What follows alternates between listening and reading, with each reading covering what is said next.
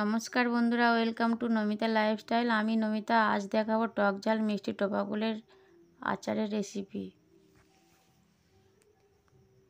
বন্ধুরা, এখন বাজারে এই টোপাকুল পাওয়া যাচ্ছে। একবার বাড়িতে কিনে এনে বানিয়ে দেখুন, খুবই সহজে বানানো যায় এই রেসিপি। আমি এখানে শুকনো কুল 2 কেজি নিয়েছি।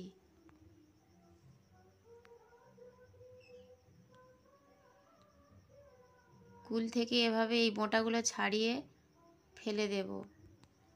এভাবে ছাড়িয়ে দিলে এর মধ্যে নুন ঝাল ভালোভাবে ঢুকে যাবে, খেতেও ভালো লাগবে। সব কুলগুলো এভাবে ছাড়িয়ে নেব। একটি পাত্রের মধ্যে সব কুল তুলে নিলাম। এরপর একটি পাত্রে জল নিয়ে নেব।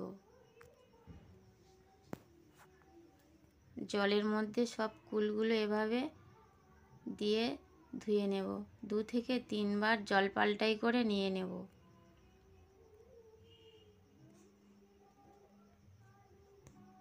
এরপর তুলে নেব একটি পাত্রে। কুলগুলো সব ধোয়া হয়ে গেছে।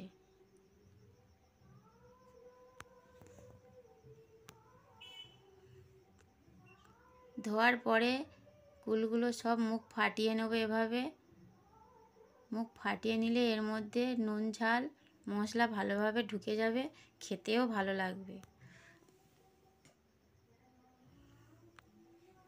এভাবে সব কুলগুলো মুখ ফাটিয়ে নিয়েছি, একটি পাত্রে তুলে নিলাম। এরপর উনানে কড়াই বসিয়ে কড়া গরম করে নিয়েছি। এর মধ্যে দিয়ে দিলাম শুকনো লঙ্কা 5টি। এরপর দিয়ে দিলাম গোটা ধনে, গোটা জিরে, 5 ফোড়ন পরিমাণ মতো। আচারের জন্য এই মশলাটা হালকা ফ্লেমে ভেজে নিলাম। এরপর দিয়ে দিলাম গোটা গোলমরিচ 7 থেকে 8টা। নাড়াচাড়া করে নিলাম কিছুক্ষণ।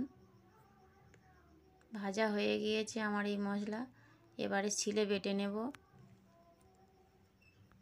মশলাটা খুব গুঁড়ো করে নেব না, হালকা দানা দানা থাকবে। এভাবে মশলাটা তুলে নেব।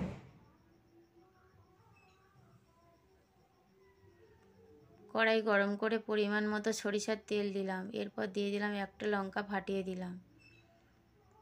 এরপর দিয়ে দিলাম 1 চামচ 5 ফোড়ন। ফোড়নটা হালকা লাল লাল করে ভেজে নেব।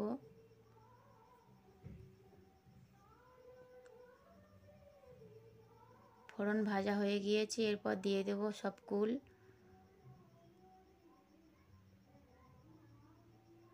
কয়েক সেকেন্ড নাড়াচাড়া করে নেব সব কুলগুলো।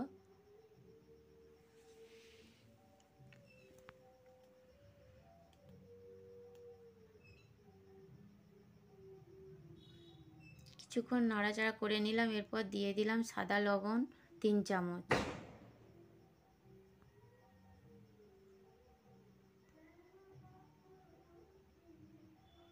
ভালো করে মিশিয়ে নেব। লবণ কুলের মধ্যে ভালোভাবে ঢুকে যাবে। এর মধ্যে দিয়ে জলও কিছুটা বেরিয়েছে। এরপর দিয়ে দিলাম 1 চামচ হলুদের গুঁড়ো, 1 চামচ লঙ্কার গুঁড়ো। ভালো করে মিশিয়ে নেব কিছুক্ষণ নাড়াচাড়া করে। নাড়াচাড়া হয়ে গিয়েছে। এরপরে আমি দিয়ে দেবো 1.5 কেজি চিনি। আমি এখানে 2 কিলো কুলের জন্য 1.5 কেজি চিনি ব্যবহার করেছি। কুলের টক বুঝে আপনারা চিনি ব্যবহার করবেন। আমার কুলটা খুব টক নয়, মিডিয়াম টক, তাই আমি 1.5 কেজি চিনি ব্যবহার করেছি। চিনিগুলো দিয়ে ভালোভাবে মিশিয়ে নেব। আমি এখানে কোনো জল ব্যবহার করব না। এই চিনিটা দিয়ে ভালো করে নাড়াচাড়া করতে থাকব, না হলে তলায় পুড়ে যেতে পারে।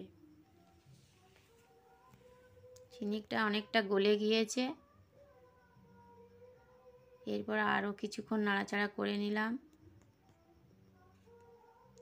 খুব সুন্দর কালার চলে এসেছে বন্ধুরা।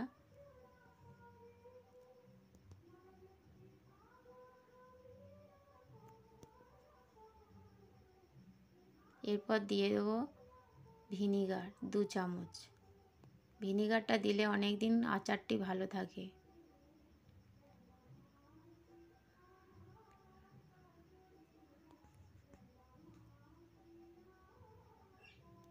এরপর দিয়ে দেবো 1 চামচ বিট লবণ। বিট লবণটা দিলে আচারের টেস্টই আলাদা হয়।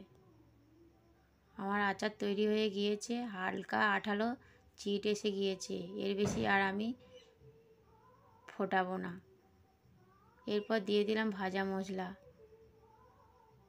ভিডিওটি ভালো লাগলে বন্ধুরা লাইক, কমেন্ট, শেয়ার ও সাবস্ক্রাইব করবেন। আমার চ্যানেলে নতুন হয়ে থাকলে অবশ্যই সাবস্ক্রাইব করবেন। রেসিপিটা ভালো লাগলে কমেন্ট বক্সে লিখতে ভুলবেন না। সবাই সুস্থ থাকবেন, ভালো থাকবেন। টাটা।